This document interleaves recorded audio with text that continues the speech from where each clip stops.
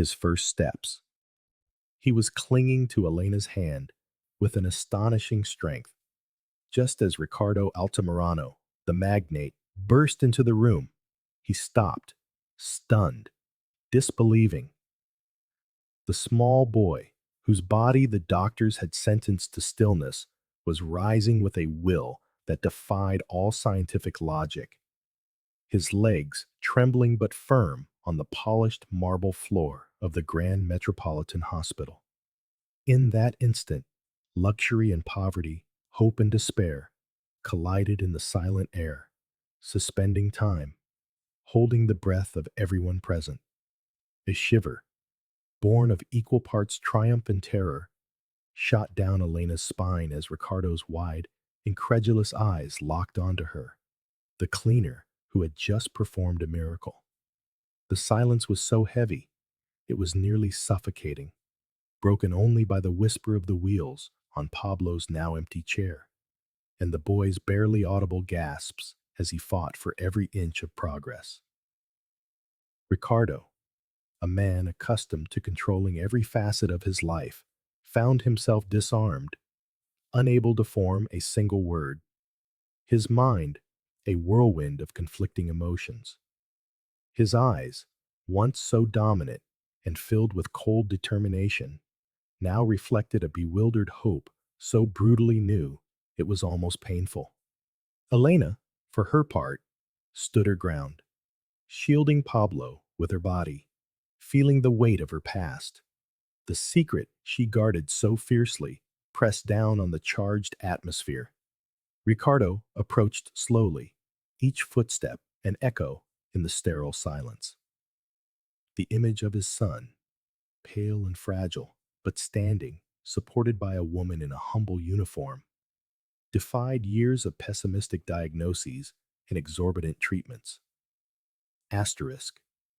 How is this possible? He wondered, skepticism warring with a pang of hope he hadn't allowed himself to feel in a very long time. For Elena, every second stretched into an eternity. She had broken every rule, risked her fragile stability, but Pablo's budding smile and the light now shining in his eyes were worth any consequence. Still, fear tightened its grip around her. At 35, Elena wore a fatigue in her eyes, a legacy of years spent fighting against the current, yet her soul was a beacon of resilience. As a cleaner in the Grand Metropolitan Hospital, she moved between the luxury of private suites and the invisible dignity of her work, a silent observer of the abyssal distance between the privileged and the forgotten. Her greatest treasure was a boundless compassion that drove her to help, even as her own past as a discredited physiotherapist threatened her with every kind gesture, with every glimpse of her true calling. The fear of her story being revealed was a constant, oppressive weight on her shoulders.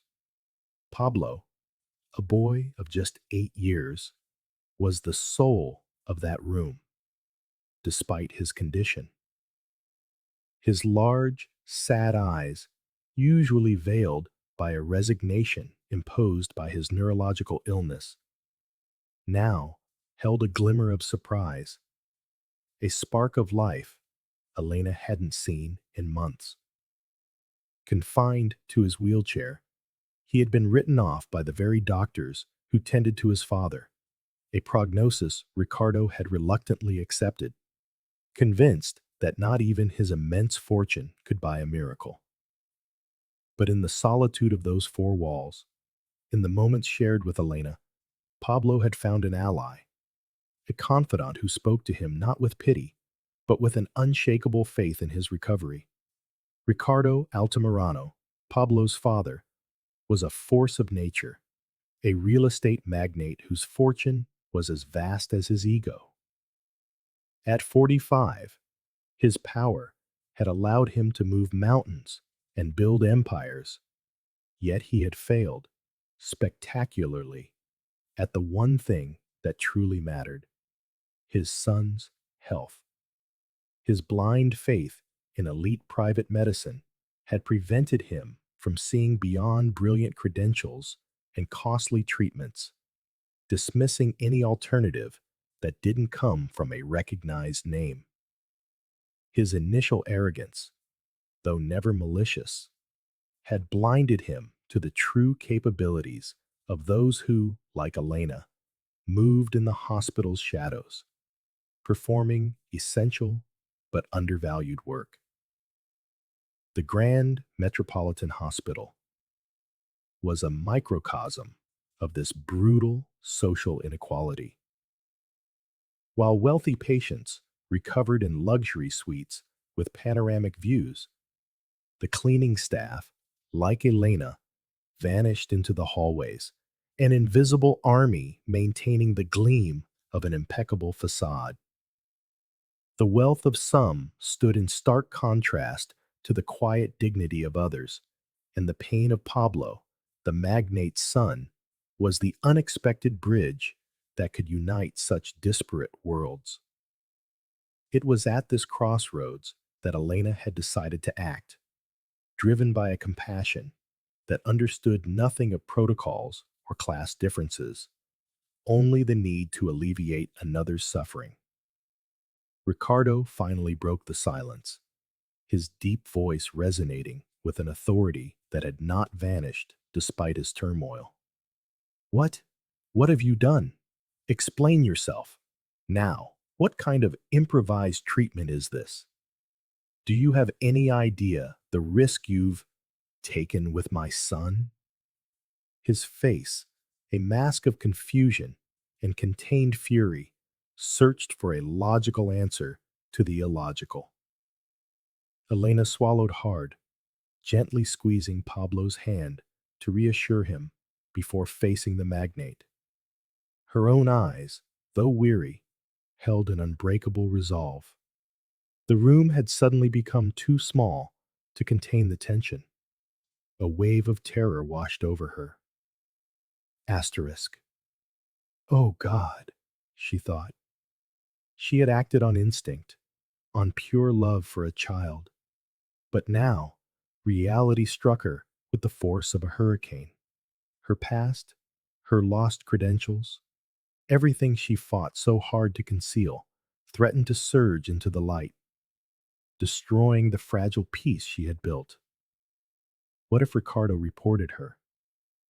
What if she lost her job, her only means of survival? Flashes of that unjust trial, a constant torment, flickered in her mind. Yet Pablo's small hand in hers was a powerful reminder of her purpose, a flame of hope she could not let fear extinguish. She looked at Pablo, who, with supreme effort, managed another small but significant step, his pale face now lit by a faint smile. Mr. Altamirano, Elena began, her voice soft but steady. Your son has incredible strength. He just needed a spark, a technique to help him reconnect with his own body. It's not a miracle. It's science. It's effort, and it's Pablo's faith. I used a forgotten rehabilitation technique, something I learned a long time ago. Many dismissed it, but it often works when everything else has failed. Ricardo stared at her, still skeptical, but his eyes no longer held just fury. There was an urgent curiosity there now. In that moment of intense conversation, the echo of hurried footsteps grew louder in the hallway, heralding the arrival of a figure who would shatter the delicate equilibrium. Dr. Fuentes, the hospital director, a man in his 60s with an air of self-importance in every gesture, appeared in the doorway. His face was a mask of concern, his eyes scanning the scene with calculated speed. His obsession with prestige and hefty donations made him deaf to any story that didn't generate favorable headlines or revenue. Seeing Pablo on his feet, with Elena at his side, his brow furrowed. and a look of cold disapproval settled on his face. "What is going on in here?" Dr. Fuentes snapped, his voice as sharp as a scalpel, aimed squarely at Elena. "Young woman, you are perfectly aware that you are forbidden from interfering in a patient's treatment, especially without medical supervision and parental consent. Have you forgotten the strict rules of this hospital?" He turned to Ricardo. "Mr. Altamirano, I deeply regret this situation, but I assure you we will take the appropriate disciplinary measures. This is an unacceptable risk to your son's health and to our institution's reputation. It is utterly irresponsible." His words were designed to delegitimize Elena immediately, to undermine any credibility she might have gained in the magnate's eyes. Dr. Fuentes' fury was not for Pablo's well-being, but for the disruption this incident could cause to his carefully constructed image. He thought of the headlines, the potential questions from the press, how this could affect future donations. This impromptu miracle, brought about by a simple cleaner, threatened to expose not only the supposed ineptitude of his medical team, but also his own failure to offer Pablo a solution. He had to control the narrative, neutralize Elena, and do it fast. Asterisk. This cannot get out, he told himself, a sneer briefly crossing his lips before he recomposed his expression of false concern. But was Pablo's condition truly incurable, or was there something more at play? Something Dr. Fuentes didn't want anyone to discover? The way he had dismissed Elena without even listening sparked a small alarm in Ricardo's mind. He had heard the world's best specialists utter the word incurable, but seeing his son stand, even for a moment, called everything into question. The contrast between official despair and the glimmer of hope Elena had ignited began to plant a seed of doubt, a suspicion that would soon take root. Dr. Fuentes, regaining his composure, decided to take charge, ignoring Elena completely. "Mr. Altamirano, I urge you not to be swayed by false hope. I understand your desperation, but these unconventional methods lack any scientific backing.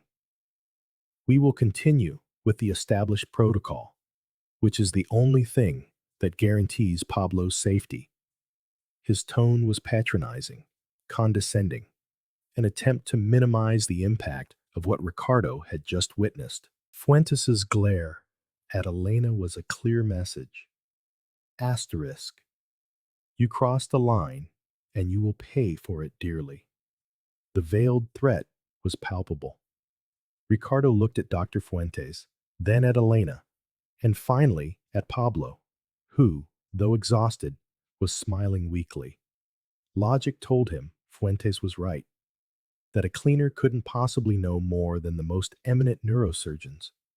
But his father's heart, lulled to sleep by years of resignation, had been shocked awake. "Doctor, with all due respect," Ricardo said, his voice now dangerously calm, "I just saw my son take steps. Steps, do you understand? Something you and your team told me was impossible. What do you have to say to that? Is there really nothing more that can be done?" The question hung in the air, charged with an unexpected confrontation. Elena watched, a knot forming in her stomach. She knew her brave act had not only ignited hope, but also unleashed the director's wrath. This man would stop at nothing to protect his reputation, even if it meant trampling the truth. The battle for Pablo was just beginning, and Elena knew she would have to face not only the ghosts of her past, but also the relentless machinery of a powerful institution. What none of them knew was that this one small miracle was about to uncover a much darker truth, hidden between medical reports and complicit silence. Dr. Fuentes, feeling cornered by Ricardo's direct question, forced a smile. Mr. Altamirano, miracles do not exist in medicine. What you witnessed was likely a muscle spasm or an unconscious reflex brought on by the manipulation of someone without proper training. I repeat, Pablo's condition is complex and irreversible. I suggest the young woman leaves and Pablo gets some rest. His words were an impenetrable wall designed to slam shut any door to hope that he himself did not open. Humiliation washed over Elena as the doctor looked at her as if she were an insignificant insect, ready to be crushed by his authority. But Ricardo, still reeling from the sight of his son's steps, looked back at Dr. Fuentes with a mix of indignation and a suspicion he had never felt before. Doctor, you just told me my son cannot walk, and I watched him do it. How can you dismiss that as a spasm? That's absurd. His voice, though restrained, carried an authority Fuentes was not used to being challenged with. Dr. Fuentes, cornered by irrefutable logic, tried again with a condescending smile. Mr. Altamirano, I understand your excitement, but these are delicate moments. Miss Elena does not have the proper training to intervene, and these types of exercises can be counterproductive for a condition as fragile as Pablo's. We must stick to science, to proven methods. His gaze landed on Elena, icy and promising retaliation. But Ricardo was no longer willing to accept empty explanations. His father's heart was beating with a new strength, demanding answers. Proven methods that haven't worked in 8 years, doctor, Ricardo countered, his patience wearing thin. My son has been motionless this entire time, and in 10 minutes with Miss Elena, he took a step. Don't talk to me about science when my own son is living proof that something else is possible. He walked over to Elena, and in a gesture unheard of for a cleaner, held out his hand to her. Miss, I want to know exactly what you did, and I want you to keep doing it, under my direct supervision, if necessary. I will not allow my son's hope to be extinguished by protocol, no matter how prestigious. A chill ran down Elena's spine as she heard his words, a mixture of profound relief and a growing dread. Dr. Fuentes would not yield easily. Taking a deep breath, Elena summoned her courage. Mr. Altamirano, I've been using a functional neurorehabilitation technique. It focuses on cerebral plasticity, on reconnecting neural pathways through repetitive movement and sensory stimulation, even when the damage seems irreparable. She explained, her passion contained, carefully avoiding any mention of her past as a physical therapist, a past that haunted her like a shadow. Many consider it obsolete or too alternative. It requires immense patience and an unbreakable faith in the patient, things that often get lost among the expensive, latest generation equipment that can cloud a doctor's judgment. Ricardo nodded slowly, his eyes fixed on his son Pablo's hand, which was now squeezing Elena's with surprising strength, an unbreakable bond. Dr. Fuentes, Ricardo declared, ignoring the director's furious glare. From this moment on, Miss Elena is part of Pablo's care team. I will hire her directly if I must. But do not dare to interfere in my son's recovery. Not one step back. The magnate's pronouncement echoed in the room, an open challenge to the institutional power Fuentes wielded, a power he believed was absolute. Elena felt the weight of that decision, the responsibility that now rested on her shoulders. She knew Fuentes wouldn't stand idly by. This was only the beginning of a silent war. But Pablo's nascent smile gave her the strength to face whatever was to come. In the days that followed, Pablo's room transformed into a sanctuary of hope and effort. Elena, now with freer access thanks to Ricardo's intervention, worked tirelessly with the boy, demonstrating a dedication that many credentialed professionals would envy. Every movement, every small flexion of a knee, every attempt at balance was a triumph, a small victory against a grim prognosis. Pablo, with astonishing determination, gave himself over to the exercises, his large, expressive eyes following Elena's every instruction. Ricardo often watched from a distance, his once rigid demeanor softening as he witnessed the special connection his son had forged with the cleaner, a connection that transcended any formal medical treatment and was restoring his own faith.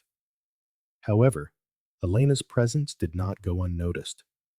Whispers began to spread through the hospital corridors like wildfire. Nurses and other staff watched her with a mixture of curiosity and envy, unable to understand how a simple cleaner had achieved what the experts could not. Some, loyal to Dr. Fuentes, regarded her with contempt, following their superiors' unspoken orders to isolate her. But others, the more observant ones, saw the change in Pablo, the spark of life that had returned to his eyes, and they couldn't help but feel a pang of admiration for the brave woman who dared to defy the establishment. The tension in the air was palpable, a harbinger of the storm to come.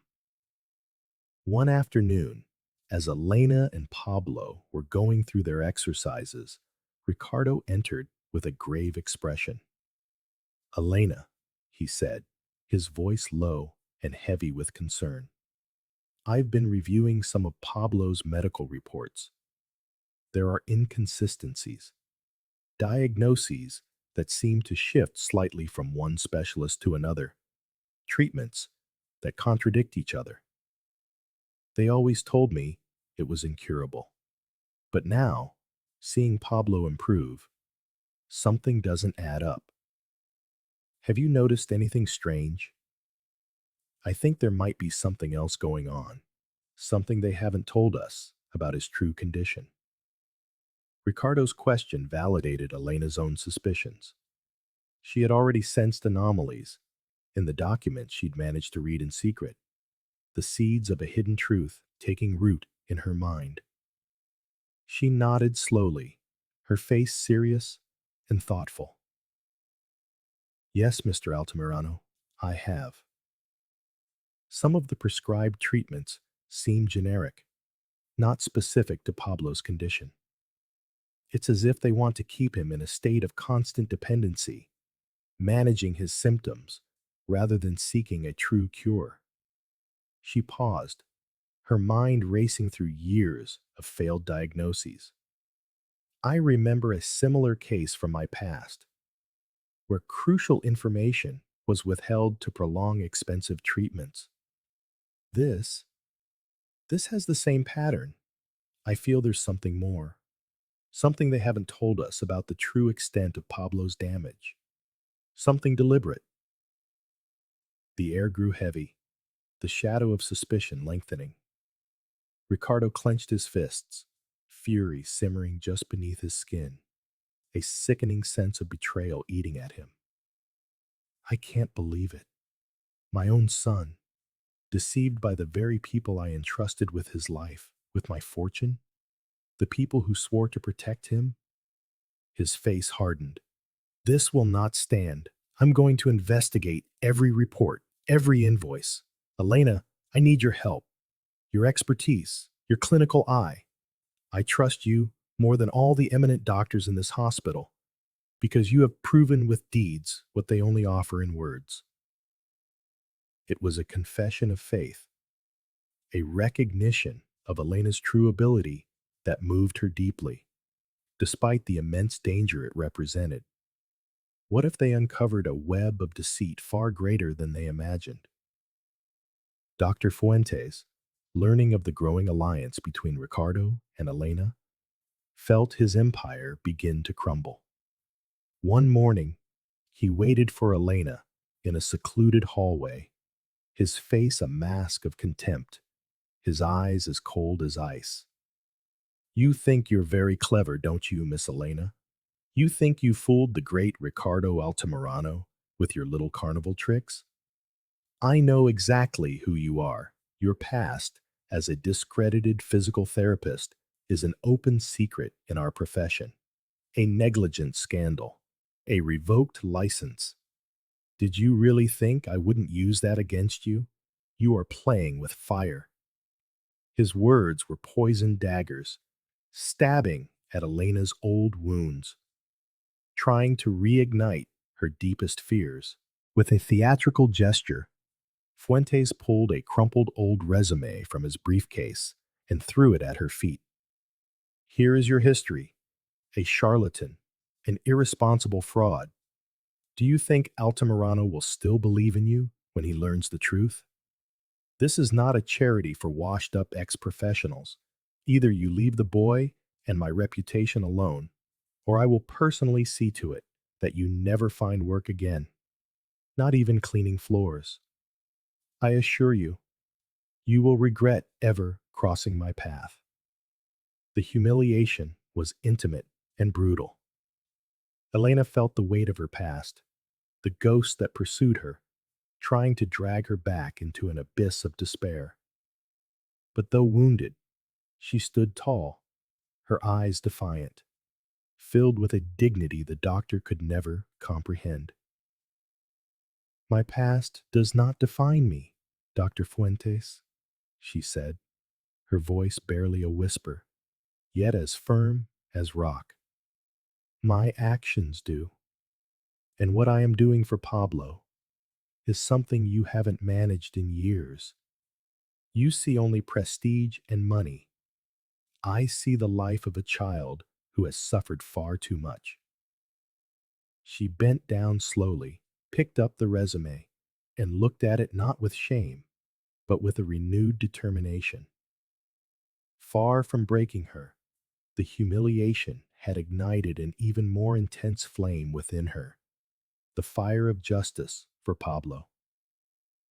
The incident in the hallway, though private, reached Ricardo's ears, not from Elena, but from a nurse who had witnessed the scene with quiet decency. The magnate's fury was explosive. He will not treat you like that, Elena. He's scared. Scared that you'll succeed where he and his team failed. Scared that his incompetence, or something worse, will be exposed.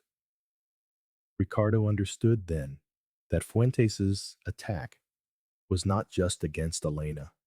It was against Pablo's hope and against the truth that was beginning to surface. This was no longer just a medical issue. It was a fight for power and ethics, an uneven battle he was now determined to fight at Elena's side, no matter the consequences. Meanwhile, Pablo continued to astonish everyone. He progressed from tentative steps to short walks around the room with Elena's help, his legs regaining strength and coordination. The wheelchair sat empty more and more often, a symbol of his old life and a promise of freedom. His smile, once rare and forced, was now genuine, illuminating his pale face. The news of his progress, though Dr. Fuentes tried to stifle it with bureaucracy and false reports, spread by word of mouth, creating an atmosphere of awe for Elena and suspicion toward the hospital's management. Pablo's miracle was becoming an undeniable truth. Now fully convinced of the need to unravel the truth, Ricardo put his best investigators to work with the discretion only a magnate can command. I want every one of Pablo's records reviewed, he instructed his legal team. Every financial report from this hospital, every donation my foundation has made. Look for patterns, irregularities. I don't trust Fuentes. The way he dismissed Elena, the secrecy. There is something rotten in this hospital, and I am going to drag it into the light, whatever the cost. The reports his team compiled began to paint a disturbing picture. Costly, unnecessary treatments, state of the art equipment rarely used but reported as essential, and a strange classification of Pablo's illness that differed in subtle but significant ways between specialists, all of whom were linked to Dr. Fuentes. Reviewing them, Elena noticed the recurrence of a very specific medical code in Pablo's initial diagnoses, a code she had rarely seen associated with a case of immobility as severe as the boy's. It was a crucial clue. This code, Elena said, pointing to a section in a 2018 report, her eyes shining with a mixture of discovery and indignation, is used to describe generalized muscle weakness, not irreversible neurological paralysis like the one they diagnosed. It's a subtle difference, but a fundamental one. If Pablo never had the severe condition they claimed, his recovery was difficult, yes, but not impossible. Dr. Fuentes knew, or should have known, and yet he dismissed any treatment he didn't personally oversee. He concealed it. The revelation was a physical blow. The veiled betrayal confirmed Ricardo's worst fears. He felt bile rise in his throat, a hot, righteous rage. It's a sham, a damn sham. They've been keeping my son in that wheelchair deliberately. For money, for prestige, for a corrupt system. His anger was a volcano on the verge of erupting. This is a crime, Elena. A crime against an innocent child, against my family. I will not stop until that man pays for every single day of Pablo's suffering. The alliance between the magnate and the cleaner was now forged in steel, bound not just by hope, but by a shared fury at a monstrous injustice. Their search for the truth had become a personal crusade. The press, always hungry for scandal, soon caught wind of the rumors about Pablo's miracle and the controversial cleaner who had performed it. But thanks to Dr. Fuentes' media contacts, the narrative was quickly twisted. Yellow journalism articles began to appear, casting doubt on Elena's integrity. Charlatan preys on magnate's desperation, one sensationalist headline screamed. Unlicensed cleaners, miracle cures endanger children, read another, demonizing her. Her image was systematically destroyed, presenting her as a dangerous opportunist, just as Fuentes had cruelly planned. They're trying to silence you, Elena, Ricardo exclaimed, showing her a stack of newspapers with her face on the covers. They want to discredit you before you can speak. They want to ensure no one believes the truth when we reveal it. This is a full-blown witch hunt. Seeing her image so grotesquely distorted, Elena felt a chill of terror. Her past, the part of her life she had tried to bury so deeply, was being resurrected with devastating force, magnified by the media. This was the public attack she had feared more than anything. Dr. Fuentes' lawyers acted with the cold efficiency of the system. Elena received a formal letter, thick with legal jargon, accusing her of the illegal practice of medicine and of endangering the life of a minor. The threat of a multi-million-dollar lawsuit and possible prison time was explicit, a blatant attempt at intimidation. Every word seemed to scream, asterisk, do not dare to speak asterisk. Ricardo, upon seeing the letter, tore it to shreds. "Don't you worry about this," he said, his voice a low growl of protective fury. "My lawyers will handle it. They won't touch a hair on your head. We will defend the truth." With his vast network and immense financial power, Ricardo mobilized his own attorneys, an army of brilliant minds now in service of justice. "Prepare an impenetrable defense for Elena," he ordered, his voice like iron. "I want you to find any legal loophole, any evidence of fraud or negligence on the part of Dr. Fuentes and the hospital. Teach him a lesson he will never forget. Nobody messes with my son or the people who care for him. Expose his corruption without mercy." The legal battle was shaping up to be fierce, a David versus Goliath struggle. But this time, David had a tycoon as an ally, and the truth as his weapon, a weapon loaded with ethical implications. The pressure on Elena was immense, an invisible yoke that oppressed her. She slept little, tormented by the fear of losing everything, of being dragged back into the mire of her past, of seeing her life ruined. But every time she entered Pablo's room and saw his eyes full of hope, every time he achieved a new movement, her determination was renewed, like a phoenix rising from its ashes. "I can't give up," she told herself. "Pablo needs me. Ricardo trusts me. I can't fail them." Her compassion for the boy was a shield, her faith in his recovery an armor against the relentless attacks of Dr. Fuentes. Her dignity, silent and strong, remained intact despite it all. One day, Ricardo received an anonymous call on his private line. A trembling voice whispered, "Mr. Altamirano, Dr. Fuentes has been manipulating reports for years. There's a secret file in the hospital basement under lock and key. It contains the truth about many patients, including your son. Look for sublevel C, the maintenance room." The line went dead, leaving Ricardo with a chill that ran down his spine. The call confirmed his darkest suspicions, pointing the way to the hidden truth he so desperately sought. The existence of a secret file, a veritable treasure trove of compromising information, ignited a new and dangerous phase in his investigation, a risk he had to take for Pablo.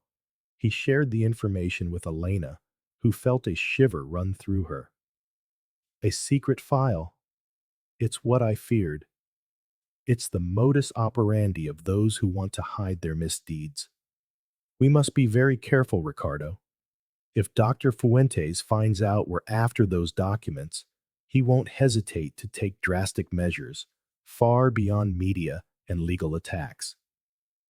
The worry in her voice was palpable, the awareness of the real danger they faced. The truth was powerful, yes, but it was also a double-edged sword, and its discovery could endanger their lives, or at least their freedom, in the battle against a man without scruples or ethics, a true villain. Ricardo, however, did not hesitate. His resolve was as firm as marble. "We have to get those documents, Elena.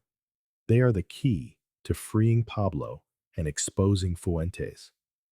We will prepare a foolproof plan. We need a discreet way to access the basement without raising suspicion." With the precision of a surgeon, the tycoon's determination was contagious, an unstoppable force. The two of them, the cleaner and the billionaire, were united in a common cause, driven by truth and justice.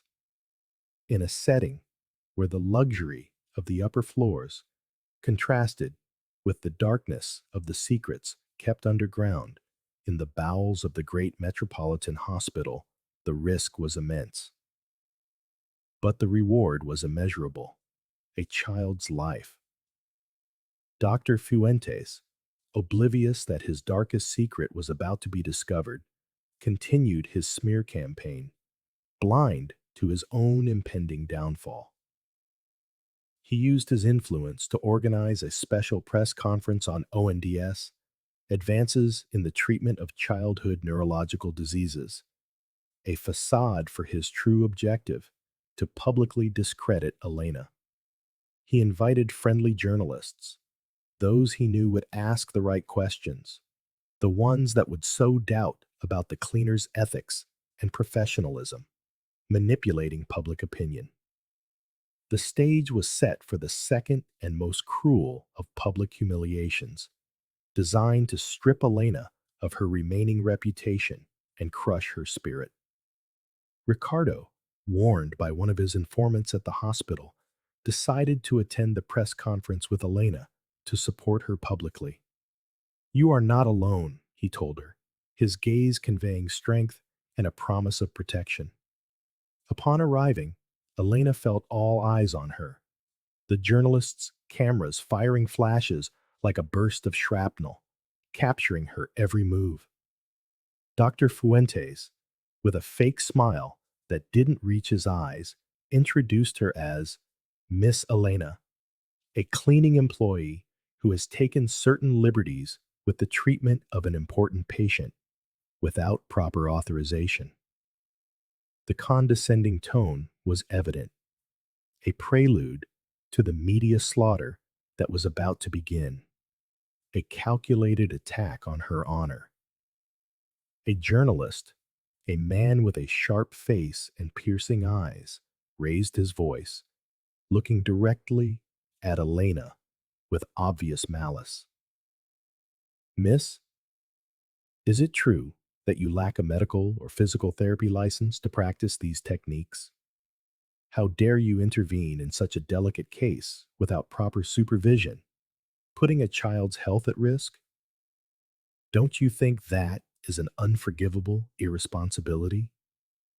And what do you have to say about the rumors of your discredited past, about your license being revoked for gross negligence? Aren't you a threat to patients?" His words were missiles aimed directly at the heart of her greatest fear, seeking her collapse, live before everyone's eyes. The question fell like a tombstone, silencing the room. Elena felt the blood rush to her face, her hands trembled, her pulse raced. The cameras zoomed in, focusing on her expression, waiting for a sign of weakness, a tear, anything to confirm Dr. Fuentes' narrative. It was a public humiliation, brutal and calculated, designed to annihilate her. Dr. Fuentes smiled with satisfaction from the podium, enjoying the spectacle. Elena felt the stares of those present, the silent judgment, the weight of the accusations. It was exactly the scenario she had feared her whole life, and now it was unfolding before thousands of viewers, stripping her of her dignity, of her truth, in a whirlwind of accusations.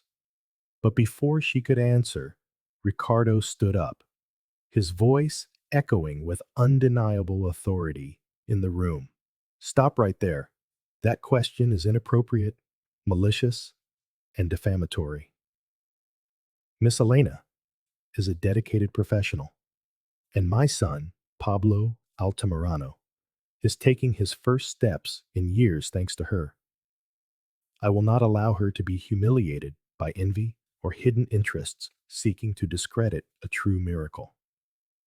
His words not only defended Elena, but also sowed a seed of doubt about Dr. Fuentes' true intentions among the more honest journalists present, those not on the hospital director's payroll. Elena, surprised by Ricardo's intervention, found a new strength, a spark of courage that compelled her to speak. She looked at the camera, her voice clear and firm despite the lump in her throat, directly confronting her past. It is true, my physical therapist license was revoked, but it was not for negligence, nor for incompetence. It was because of a false accusation from a jealous colleague, a plot to discredit me, an injustice. I was a victim of a corrupt system, just as Dr. Fuentes is trying to make me a victim here to hide his own ineffectiveness and his secrets. Her courage in confessing her past, instead of sinking her, elevated her in the eyes of many, showing a vulnerability and strength no one expected from her. She continued, her gaze now fixed on Dr. Fuentes, challenging him openly. What they don't say is that the technique I use is completely safe and, in Pablo's case, has proven effective where all other treatments have failed. Why won't Dr. Fuentes talk about Pablo's progress? Why does he insist on calling it a spasm when the boy is regaining his mobility a little more each day?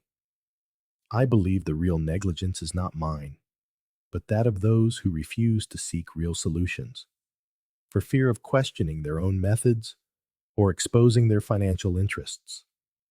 Those are the real culprits.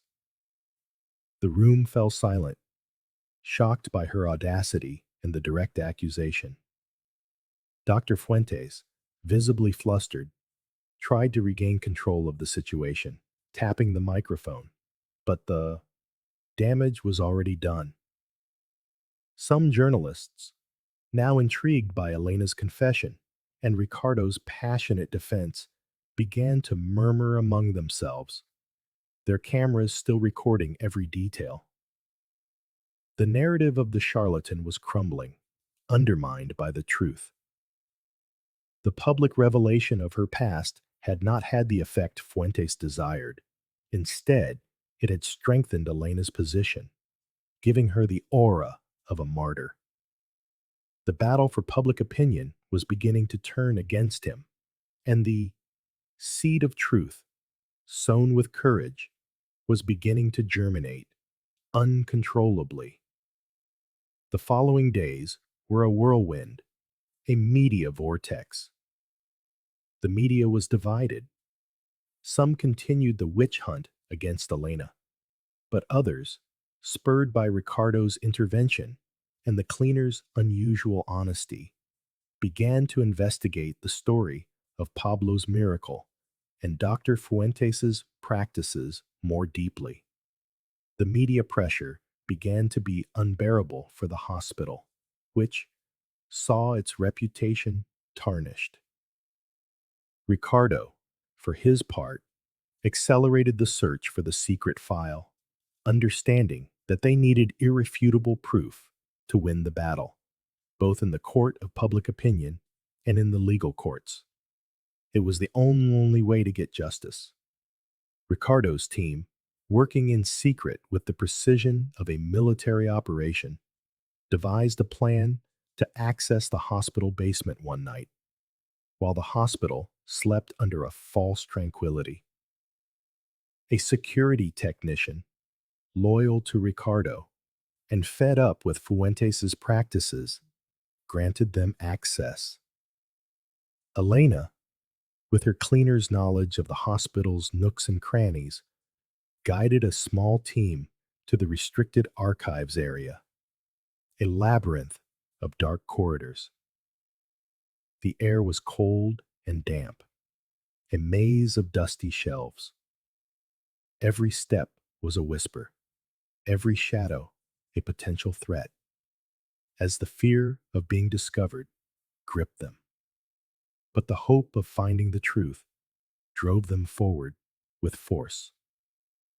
After hours of meticulous searching among old files, stacked boxes, and rusty shelves, Elena found what they were looking for: a small compartment hidden behind a false wall, inside a seemingly normal shelf, hidden in plain sight. A safe, made of robust steel, with an outdated but functional security system. It was clear these were not ordinary files. Ricardo's specialists managed to open it with extreme care. Inside, they found a series of folders marked with the hospital's logo, but with an additional label: Private, Dr. Fuentes, handwritten in black ink. Elena's heart skipped a beat. This was, without a doubt, the secret archive, the treasure that held the truth and the lies. The documents were shocking, a silent testament to cruelty and greed. Original reports on Pablo's condition, dated years back, flagrantly contradicted the public diagnoses. They spoke of a reversible motor dysfunction with intensive therapy, not an incurable neurological disease. A blatant lie. They also found emails from Dr. Fuentes to other doctors, instructing them to modify the reports of certain patients to justify longer, more expensive treatments, or to dismiss alternative therapies that were less profitable but potentially more effective. The indignation was palpable. It was confirmation of a cruel and intentional manipulation, a macabre plan. But the most damning discovery was an internal memorandum, signed by Dr. Fuentes, detailing a revenue optimization policy. It included prioritizing high-cost treatments over those that, although effective, generated less profit for the hospital. The document also mentioned the containment of any miraculous progress that could call into question the quality of initial diagnoses or the image of the top doctors. It was irrefutable proof of a conspiracy, not just against Pablo, but against medical ethics and the integrity of the institution perpetrated by its director. The truth was coming to light. Ricardo, upon reading the documents, felt the world collapse around him, an abyss of betrayal and pain. His own son, a pawn in the game of a man without scruples or conscience. Rage burned inside him, a cold, calculating fury, that of a lion protecting its cub. "Elena," he said, his voice taut with unshakable resolve, "we have the truth, the documented truth. Fuentes is finished. But it's not enough to fire him. This has to be public. It has to be a lesson for the entire system, so that this never happens again." Both knew that the final confrontation was imminent, that the climax of this story was just around the corner, about to erupt. Pablo, oblivious to the storm raging around him, continued his rehabilitation with renewed energy and contagious joy. He could now walk short distances without help, his legs still shaky but firm, each step a small triumph. His joy was palpable, a beacon of hope in the darkness that tried to surround them. His connection with Elena was unbreakable. She was not only his therapist, but his friend, his confidant, the person who had given him back his faith in himself and in the possibility of a different future, far from the wheelchair that had confined him for so long, from that silent and unjust suffering.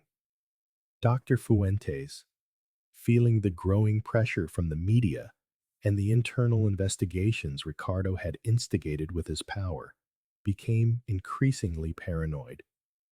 He began to suspect his own employees, to move with caution. His phone calls and meetings became more secretive, whispers in the dark. He knew something was brewing against him, but he couldn't identify the source or the magnitude of the threat looming over him. The certainty that the tycoon Altamirano would not rest gnawed at him from within, driving the director to a point of desperation that would make him even more dangerous and unpredictable in his attempt at self-preservation, like a cornered beast. Meanwhile, Ricardo and Elena meticulously honed their next move, like two grandmasters plotting over a chessboard. The evidence in the hidden reports was damning, but they needed the perfect time and place to unveil it to the world, to ensure it had maximum impact. They devised a strategy that would not only expose Dr. Fuentes, but also vindicate Elena's name and give a voice to Pablo, the true hero of this miracle and the symbol of this injustice. The Altamirano Foundation's annual charity gala, a high-profile event attended by the social elite and the press, presented itself as the perfect stage, a masterstroke aimed at the very heart of Fuentes' empire. Elena, though brave, felt her nerves fraying, a persistent knot of fear in her stomach. Ricardo, are we sure about this? It's an enormous risk. If something goes wrong, her voice trailed off, old fears resurfacing with a vengeance. If they don't believe us, if the truth gets twisted. Ricardo took her hand, his grip firm and reassuring. Elena, trust me. More importantly, trust in Pablo. He is the living proof of the truth, our most powerful testimony, and you are the one who made his miracle possible. Together, we are unstoppable, Elena. Together, we will see justice done. His words, filled with conviction, gave her the calm she needed to face the final battle they were preparing for with the precision of a watchmaker. The plan was as complex as it was audacious, a meticulously scripted play, its lines written in secret. An undercover journalist, an ally of Ricardo's with access to the highest echelons, would be at the gala, ready to project the evidence at the opportune moment. Pablo, now much stronger, had a crucial part to play. His testimony, his voice, would be the emotional key to connect with the audience, shattering the cold formality of documents and giving a human face to the atrocity Dr. Fuentes had committed. It was a story of resilience, a high-risk gambit, but the time for justice had come, and they could not afford to fail in this final, decisive confrontation, the most important of their lives. In the days leading up to the gala, Dr. Fuentes, attempting to preempt any attack and protect his facade, ordered his lawyers to send a new wave of legal threats to Elena, ruthlessly intensifying the pressure. False reports about Elena's dangerous quackery appeared on obscure medical blogs he controlled, a desperate attempt to manipulate public opinion down to the last minute. The smear campaign escalated, a final, frantic effort to silence her before the grand event, to destroy her credibility once and for all. But Elena and Ricardo remained unfazed by the final, desperate thrashings of a cornered man. Instead, they focused on Pablo, preparing him not just physically, but emotionally for the moment to come. They explained the importance of his testimony, how his voice was needed so that other children would not suffer as he had. Pablo, with a maturity forged in the crucible of his illness, understood the weight of his responsibility. He nodded gravely. I'll do it, Elena. I want other children to be able to walk too. I don't want what happened to me to happen to them. His innocence and strength were a beacon of hope, driving them all forward. The choice of the charity gala was no accident. It was the most important event of the year for the Altamirano Foundation, which Dr. Fuentes, as director of the beneficiary hospital, always attended as the guest of honor, basking in his prestige. This would be a public execution in the heart of his empire, before the very elite who had trusted him blindly, the same people who would now see his true face. The symbolism was powerful. Justice would be served on the very stage where greed and deception had flourished, amidst a luxury that contrasted brutally with Pablo's silent suffering and Elena's unwavering dignity. The night of the gala arrived, the air thick with tension and unspoken omens. The grand ballroom of the Metropolitano shimmered with the opulence of its guests, the flash of jewels, and the low murmur of conversation. Elena, in a simple yet elegant dress Ricardo had insisted on buying for her, felt out of place amidst the pomp, but she held her head high, her purpose clear. Ricardo, at her side, watched her with pride and admiration. At a discreet table, Pablo, in a crisp linen shirt, observed everything with his wide eyes, his presence a quiet time bomb, waiting for the right moment to detonate the truth. Dr. Fuentes, oblivious to the storm gathering around him, glided through the hall, greeting attendees with his customary smile, his mask of respectability perfectly intact. He approached Ricardo with a false camaraderie that barely concealed his condescending air. Altamirano, good to see you. I do hope you enjoy the evening. And by the way, I've arranged for Miss Elena to be discreetly reassigned to a night shift, away from the patients, where she can't cause any more trouble. His words, spoken too low for others to hear, were a final, petty attempt to assert his power and humiliate them both. Ricardo, with a forced calm that hid a volcanic fury, replied, "Thank you, doctor. But Miss Elena will be with me tonight and at my foundation very soon. Don't you worry about her future. Her future is bright, and it will be filled with justice." The reply left Fuentes with a flicker of bewilderment, a crack in his controlled facade. Elena felt a surge of emotion at Ricardo's unshakable loyalty, a man who, despite his initial arrogance, had found in her and Pablo a cause that transcended money and power. The stage was set, the spotlights brightened, signaling the start of the speeches. Dr. Fuentes was the first to take the podium, his voice resonating with false humility as he spoke of the hospital's advancements and the Foundation's generosity.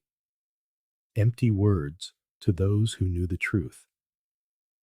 His hollow, pretentious phrases contrasted sharply with the reality Elena and Ricardo guarded, a truth that would soon shatter his elaborate charade. The atmosphere, until then festive, began to curdle with an invisible tension, a prelude to the storm that would change everything. Watching from his table, Ricardo felt a mix of nausea and fierce determination. The man who had deceived his family, who had condemned his son to years in a wheelchair, was standing there, smiling, accepting unearned applause. The image of Pablo, growing stronger every day thanks to Elena, was the cruelest counterpoint to Fuentes' hypocrisy. Ricardo's jaw tightened. The hour of reckoning had arrived. Fuentes, in his speech, couldn't resist one last veiled attack. He spoke of the importance of evidence-based medicine, warning against unfounded practices that can generate false hope and risk the integrity of patients. His furtive glance toward Ricardo and Elena's table did not go unnoticed. It was a desperate attempt to control the narrative before his own deceit was exposed. Elena felt a chill. She knew every word was aimed at her, an attempt to delegitimize any revelation before it could be made. But a reassuring look from Ricardo steadied her. She was not alone. The moment was near. The truth, as it always does, would find its way. Dr. Fuentes concluded his speech to polite applause and then, with a grandiloquence that now sounded hollow, introduced the evening's host and benefactor, Ricardo Altamirano himself. Ricardo ascended the stage, his figure imposing, his face set and determined. He took the microphone, his deep, resonant voice filling the vast hall with undeniable authority. Distinguished guests, dear friends, tonight we celebrate hope. The hope that the Altamirano Foundation seeks to give to those who have lost it. He paused dramatically, his gaze sweeping the room, lingering for a moment on Dr. Fuentes, who was smiling, oblivious to his imminent ruin. But tonight is also a night for the truth, a truth that has remained hidden in the shadows for far too long, damaging innocent lives. Each word was a dagger, slowly twisting in the heart of the director's false security. For years, Ricardo continued, his voice now heavy with contained outrage, my son, Pablo, was written off by the very doctors of this prestigious hospital. We were told his condition was incurable, that he would never walk again. And I believed them. He gestured toward Dr. Fuentes. I trusted in the science, in the protocols, in the illustrious names. But science can be manipulated, and protocols can be a facade to hide dark interests and dishonest profits at the expense of the weak. A murmur rippled through the room. The air grew heavy with unease.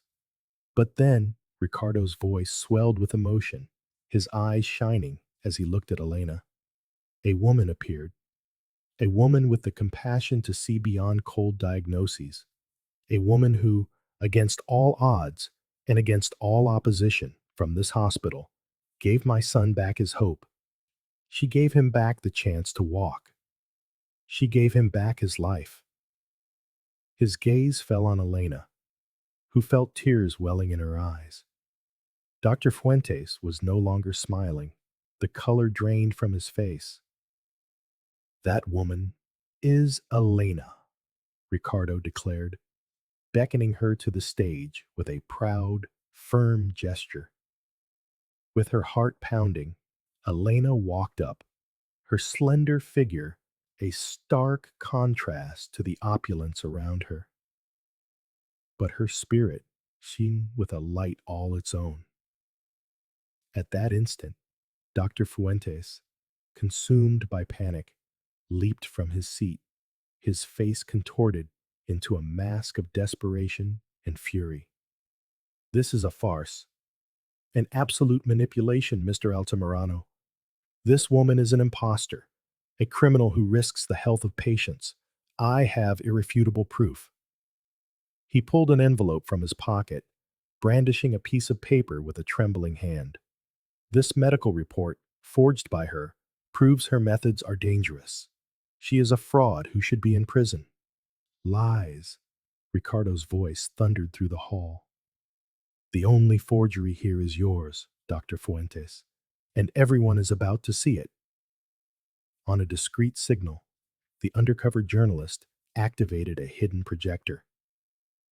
On the massive screens that had been displaying the Foundation's logo, Pablo's original medical report suddenly appeared. It clearly stated a diagnosis of reversible motor dysfunction with intensive therapy, a stark contrast to the incurable neural disease the hospital had maintained for years. The revelation was a visual blow, a poisoned dart that pierced the director's mask, exposing his fraud for all to see. But the true bombshell, the irrefutable proof of the corruption that had ruined lives, was yet to come. Lies! Ricardo's voice thundered, a shockwave that silenced every corner of the grand hall. The only forgery here, Dr. Fuentes, is you, and your time is up.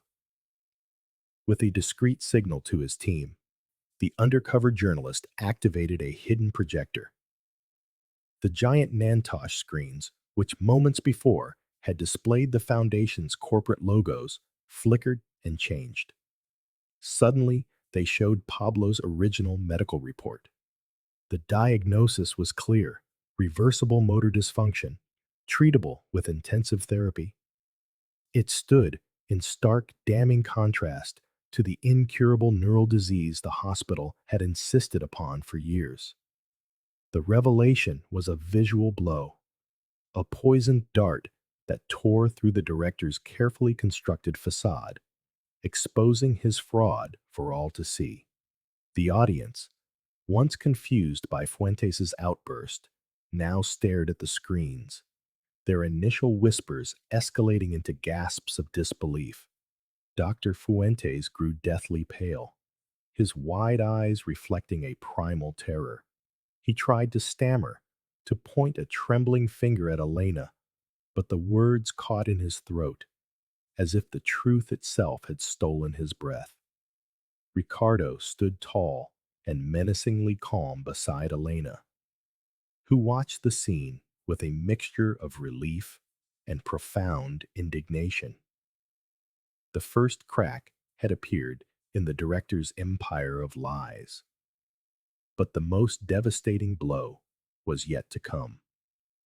Then the unthinkable happened, a true miracle that would seal Dr. Fuentes' fate. Pablo, who had been watching from his table with wide, observant eyes, slowly began to rise. His small legs, now so much stronger, carried him step by step toward the stage. Each movement was a victory, a direct challenge to every lie Dr. Fuentes had ever told. The room turned as one, the silence deepening, thick with an indescribable emotion. Pablo, the boy who experts claimed would never walk again, advanced with the dignity of a warrior, his gaze filled with a light of hope that Elena had fought so hard to give back to him. He reached the stage with Elena's help, and she embraced him, tears of pride and relief streaming down her face. Ricardo, moved beyond words, handed the small boy the microphone. Pablo's voice, though fragile, was filled with an unbreakable resolve. He looked directly at Dr. Fuentes, who had shrunk in his seat, unable to meet the child's gaze. You, you told me I would never walk again, Pablo said, his words resonating with an innocence more devastating than any adult accusation. You always said my sickness was incurable, that I could only be in my chair. I was so sad. I felt trapped. His voice broke, but his eyes remained steady.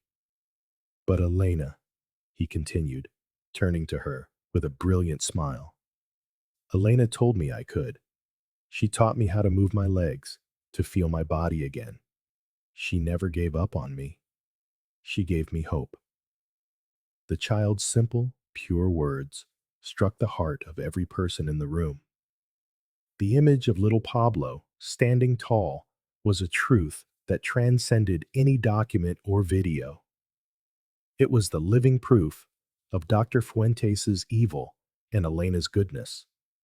The impact was so brutal that Fuentes, unable to bear another second of the humiliation, tried to flee. But it was too late. With another signal from Ricardo, the screens flashed again.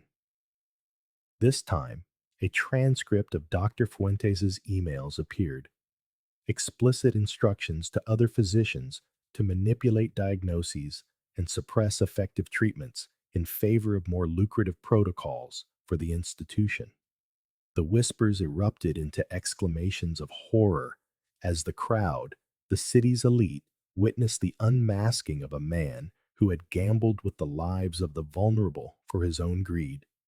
Then came the final, irrefutable proof. A video clip played, showing Dr. Fuentes laughing with a colleague about how they had secured prolonged, profitable treatments for Pablo and other children, callously dismissing what he called Elena's obsolete methods. The director's cynical, recorded laughter sealed his fate. The hall exploded in a roar of outrage. Cries of shame and justice filled the air.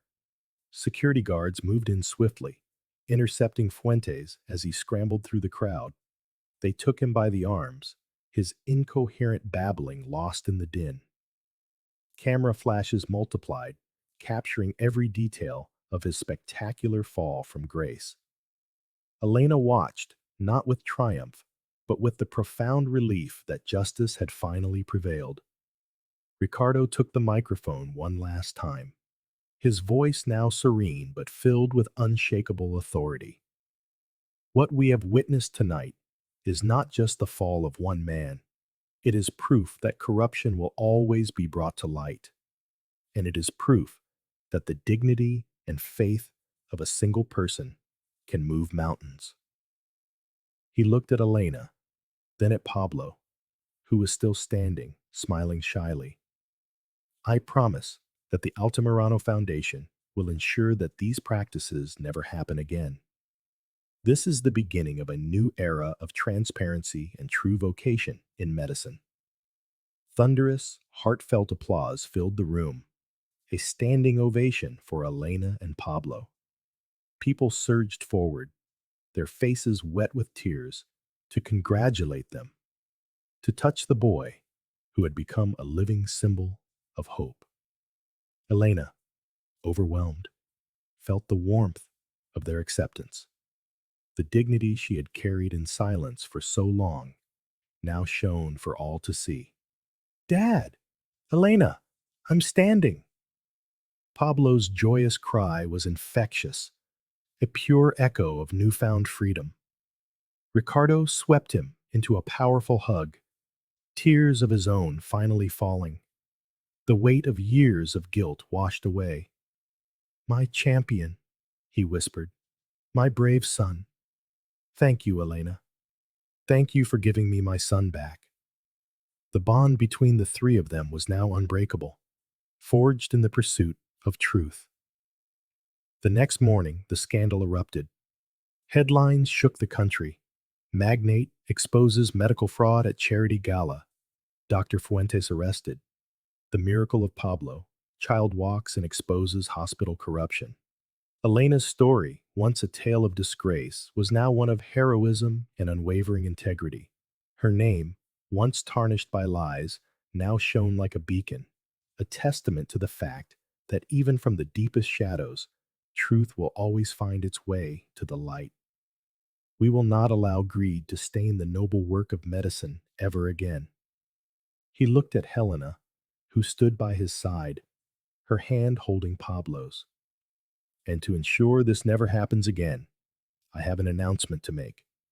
I have decided to create the Pablo Altamirano Foundation for Childhood Rehabilitation, an institution dedicated to giving hope to children like Pablo, with methods rooted in ethics and true compassion. And there is no one more qualified to lead it than the woman who has taught us all the true meaning of faith. Helena. A chill of surprise and honor ran through Helena. Ricardo, I don't know what to say. It's an immense honor. But my past, she began, her innate humility surfacing, my lack of formal credentials. Ricardo interrupted her with a gentle smile. Your past has already been vindicated, Helena. And as for your credentials, they are Pablo's steps, the smile of every child you have touched. There is no better credential than your heart and your ability. Don't worry about the bureaucracy. That's what we are for. You are the vision, the very soul of this foundation. His confidence was unshakable. Besides, Ricardo added, his eyes shining with a light Helena had never seen before, this foundation isn't just for Pablo. It's for you, Helena, so that your talent, your compassion, and your vision will never again be silenced, never again be made invisible. It is a tribute to the dignity with which you faced adversity, to the hope you ignited when no one else believed. Will you accept this challenge? Will you be the beacon that guides so many children toward a better life? Will you forge a legacy with us, with Pablo? His voice was a promise, not just of a project, but of a shared future, a proposal for a life that transcended the professional. Helena looked at Pablo, who, with a twinkle in his eye, nodded enthusiastically.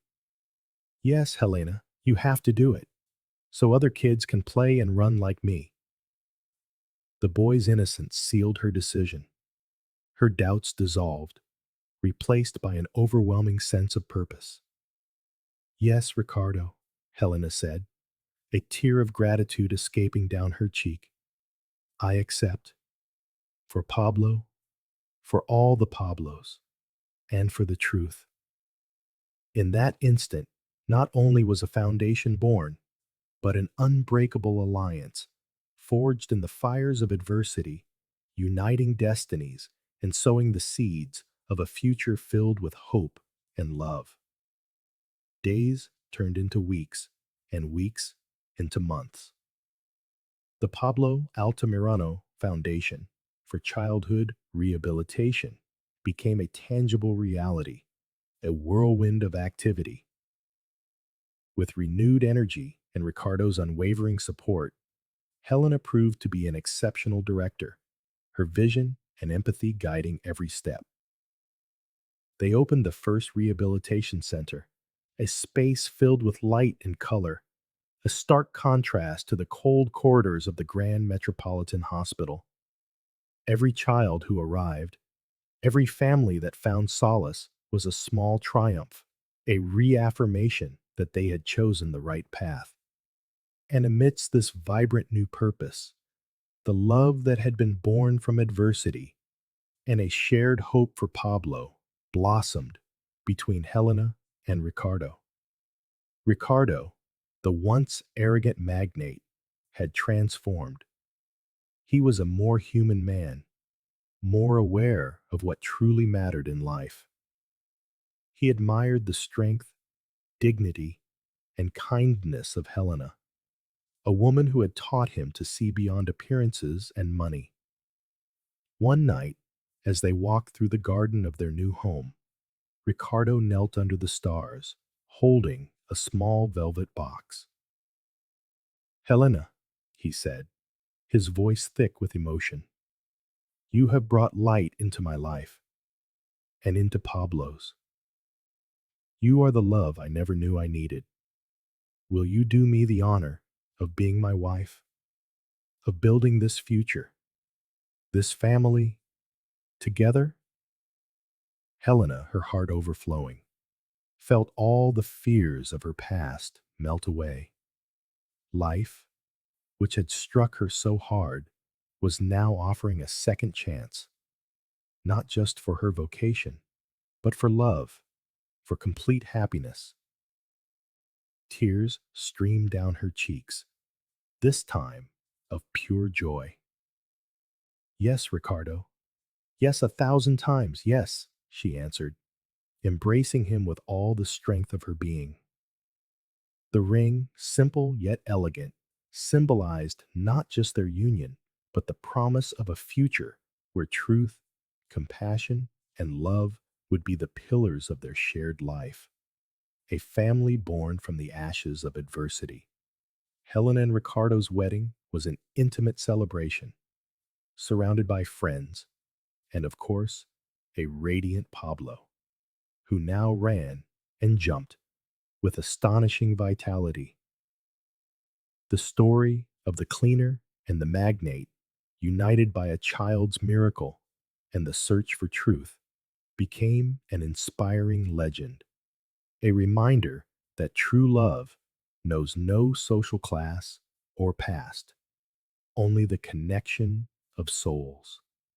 Every day was a reaffirmation of their promise, a commitment to building a better world, a legacy of hope for those who needed it most.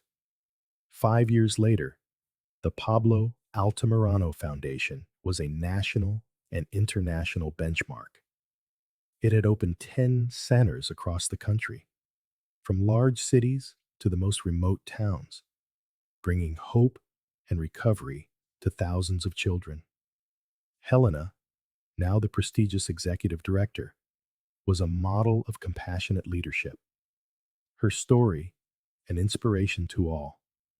Ricardo, her husband, remained her greatest support, her partner in this noble cause. The man who had found a purpose in philanthropy, far more profound than accumulating fortunes, a legacy of love. Pablo, now a vibrant 13-year-old, ran through the halls of one of the centers, his laughter echoing with that of the other children he encouraged. There was no trace of the illness that had once confined him.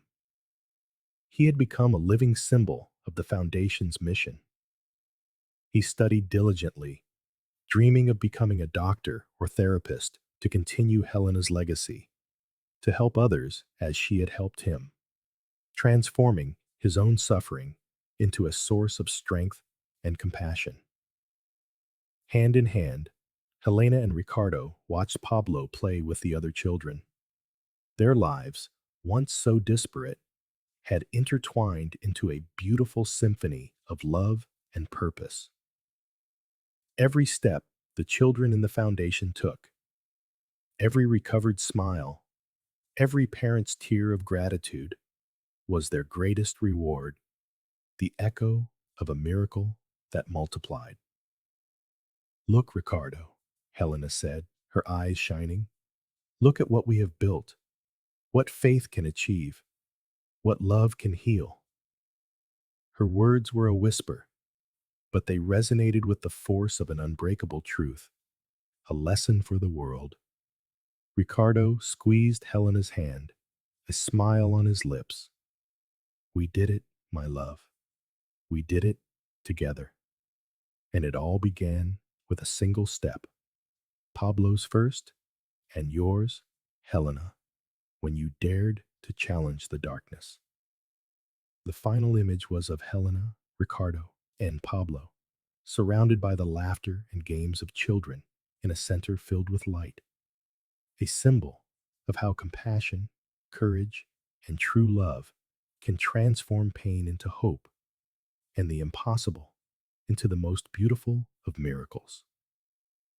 Their legacy was not one of buildings or money, but of transformed lives, of recovered dreams, and of a future where human dignity and kindness would always prevail.